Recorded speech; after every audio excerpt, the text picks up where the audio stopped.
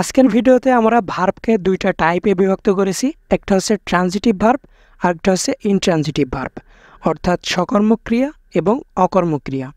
এবং এই দুইটা টাইপ সম্পর্কে আজকের ভিডিওতে আমরা আলোচনা করব। তো ট্রানজিটিভ ভার্ব হলো subject plus object dependent. Transitive verb কি? সাবজেক্ট এবং অবজেক্ট ডিপেন্ডেন্ট। এবং ইনট্রানজিটিভ ভার্ব হলো শুধুমাত্র সাবজেক্ট ডিপেন্ডেন্ট। তো ইনট্রানজিটিভ ভার্ব এটা হচ্ছে অকর্মক ক্রিয়া, এটা শুধুমাত্র সাবজেক্ট ডিপেন্ডেন্ট। তো সাবজেক্ট এবং অবজেক্ট কোনগুলো, একটা সেন্টেন্সের ভেতরে সাবজেক্ট এবং অবজেক্ট কোনগুলো, সেটা যেহেতু এখানে সাবজেক্ট অবজেক্ট নিয়ে আলোচনা করব, সেহেতু আমি একটু ধারণা দিয়ে নিই। সাবজেক্ট হলো যে ব্যক্তি, বস্তু বা বিষয় সম্পর্কে বাক্যে বলা হয়, সেটা হচ্ছে সাবজেক্ট। এবং অবজেক্ট হচ্ছে ক্রিয়াকে কাকে বা কী দিয়ে প্রশ্ন করলে যে উত্তর আমরা পাই, সেটা হচ্ছে অবজেক্ট।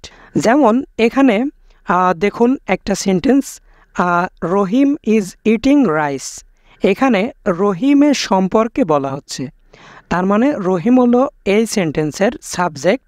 এবং ক্রিয়াকে কাকে বা কী দিয়ে প্রশ্ন করলে, তার মানে রহিম ইজ ইটিং রাইস, রহিম ভাত খাচ্ছে। তাহলে যদি আমরা প্রশ্ন করি রহিম কি খাচ্ছে, তাহলে কিন্তু আলটিমেটলি যে অ্যান্সার আসে সেটা হচ্ছে রাইস। তার মানে এই রাইস হচ্ছে অবজেক্ট। তার মানে রহিম ইজ ইটিং রাইস, তার মানে রহিম ইজ ইটিং রাইস, এখানে কিন্তু সাবজেক্টও আছে, অবজেক্টও আছে।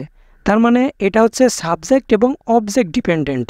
তার মানে এটা হচ্ছে ট্রানজিটিভ ভার্বের একটা সেন্টেন্সের উদাহরণ, যেহেতু ট্রানজিটিভ ভার্ব হচ্ছে সাবজেক্ট এবং অবজেক্ট ডিপেন্ডেন্ট। তো ট্রানজিটিভ এবং ইনট্রানজিটিভ ভার্ব সম্পর্কে জাস্ট এইটুকু, এই বেসিকটুকু জানলেই হবে। তো আমি আরও একটু আলোচনা করব। আর ট্রানজিটিভ ভার্ব হচ্ছে দুই টাইপের, একটা হচ্ছে সিঙ্গেল অবজেক্টের হতে পারে আর একটা ডাবল অবজেক্টের হতে পারে। যেমন দেখুন এখানে একটা সেন্টেন্স লেখা আছে, ফাদার গেভ মি এ বুক। তো এখানে ফাদার হচ্ছে সাবজেক্ট এবং গেভ মি এ বুক, এখানে কাকে দিল, আমরা যদি এটার বাংলা করি তাহলে বাবা আমাকে দিয়েছিল একটি বই। তো বাবা আমাকে একটি বই দিয়েছিল, তো কাকে দিয়েছিল, সেটা হচ্ছে আমাকে।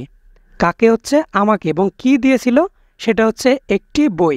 তার মানে কাকে বা কি দ্বারা প্রশ্ন করলে যে উত্তর পাওয়া যায় সেটাই কিন্তু অবজেক্ট। তার মানে এখানে মি একটি অবজেক্ট এবং এখানে বুক হচ্ছে আর একটা অবজেক্ট। তো মি এখানে ব্যক্তিবাচক অবজেক্ট এবং বুক হচ্ছে বস্তুবাচক অবজেক্ট। তো ব্যক্তিবাচক যে অবজেক্ট থাকে সেটাকে ইনডাইরেক্ট অবজেক্টও বলা যায়, ইনডাইরেক্ট অবজেক্ট। এবং বস্তুবাচক যে অবজেক্ট থাকে সেটাকে ডাইরেক্ট অবজেক্টও বলা যায়।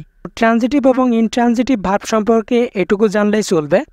এখন আমরা দেখব যে ট্রানজিটিভ ভার্ব এবং ইনট্রানজিটিভ ভার্বের ভিতরে যে কনভার্সন, এটা কোন ধরনের ক্রাইটেরিয়াগুলো মেনে এই কনভার্সনগুলো করা যায়।